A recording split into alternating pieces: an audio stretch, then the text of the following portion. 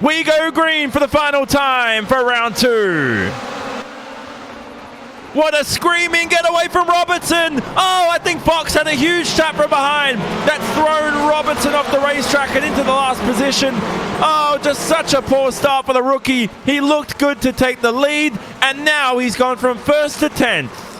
And that's the big issue with this series. Even if you get a big early jump, one little mistake from behind that doesn't involve you could catch you up. Now the big question, who's going to joker on the opening lap? Everyone's lined up and they scream down towards the hairpin. Mitchell looks like he's going to take the shortcut. Josh Fox looks like on the outside. Is that Trogan? I think he's going to be the first to not take the shortcut. Yeah, actually, no, it's Johan Hart that joins him for the joker. Josh Fox is actually down the order. So Johan Hart, a brilliant start from him, from 4th on the grid on the 2nd row, is joining De Jong here in a battle for the win. Now, there's going to be more time, of course, in this feature race. 10 laps of action as usual. And those two are in a battle for the lead. That's going to be ever important. Now, who's in 3rd? It's Sami Matti Trogan. Oh, you just can't stop this guy now. He could extend his championship lead if things go his way.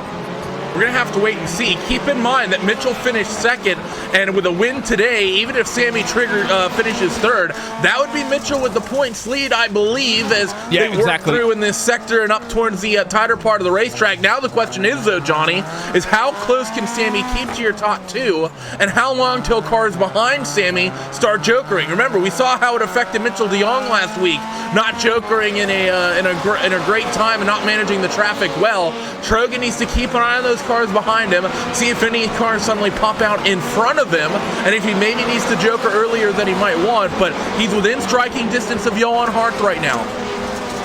I think Trogan's going to trust his Finnish compatriot of Otto Taskinen for now and hope that he doesn't take to the joker. I think Chepelevsky in 5th is just a bit too far behind. If he takes the joker, I don't think he'll end out in front of Trogan as we ride on board with him here through the final sector. And let's have a look this time, Randy. I think he's playing it right. Oh, it's Otto. Yeah, you're right. Otto behind's going for the joker. Oh, no, he's ended out ahead here of Trogan. The worst thing to happen for our championship leader. Now can Sami Matti Trogan, he has to joker right here, right now. He should have known what happened to Mitchell last week. He hasn't, I think, gotten held up too bad by Otto just yet, but we do know that they could always be in effect here, as still your leaders, still within a second one another, but here comes the shortcut for Sami Matti Trogan. Shortcut this time. Will he be compared to Johan Hart? I think Johan should be fine. Still important points, though, for the Finn. The young man who's raced along with Heikkinen in the real world. He's just driven oh so well, has Sami Matti Trogan this season, but he'll end up no greater than 3rd for the moment unless something goes wrong for the American or the Frenchman behind. And you have to say, Randy, now, what's happened to Chepelevsky? Has he been passed by Josh Fox? I've just seen the timing screens update, and yeah, it's true. Josh Fox ahead of Chepelevsky. We have this big scrap on screen. You've seen John Robertson involved with this fight. A couple of other drivers as well. I believe Adria Perez has been in the middle of it. I think may have just taken up. Take that back. That Volkswagen's at the end. But we're looking at the Williams Esports car of Josh Fox. But 4 cars here, all lined up nose to tail. They stay passing as hard here, Johnny. And these guys, they got to do it the hard way. When they're all stacked up on each other like this, they're all fighting for a top 5. And the event almost over. That was Fox and Chepelevsky both scraping the wall. Now Fox goes for the joker. So he's having a brilliant event after that just absolute poor first start. And he'll still end up in 5th at best. Now the problem is, like, I thought qualifying was going to be important today, Randy. It was actually avoiding collisions at the start, it seems.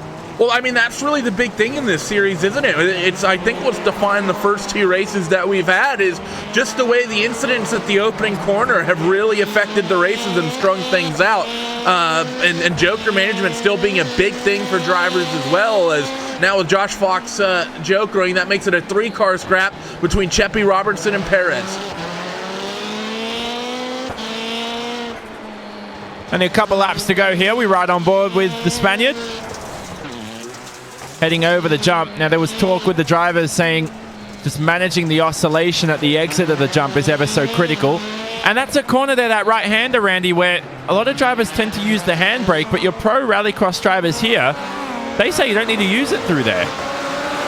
Yeah, they're definitely right. You can definitely just sort of manage it with the brake and throttle pedal, how you manage that oversteer. You don't need to get too aggressive with it, but I'll definitely say I am in the park that I just like reaching up and yoinking a handbrake. But we shift our focus now to the number 24 VRS Calentis Subaru of Mitchell DeYoung, who he looks keen to going into the final corner and winning round 2 here.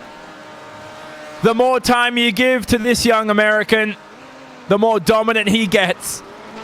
He's taken 5 career wins last year. This will be number 6. He crosses the line and wins round 2 of the Thrustmaster iRacing Rallycross World Championship from Daytona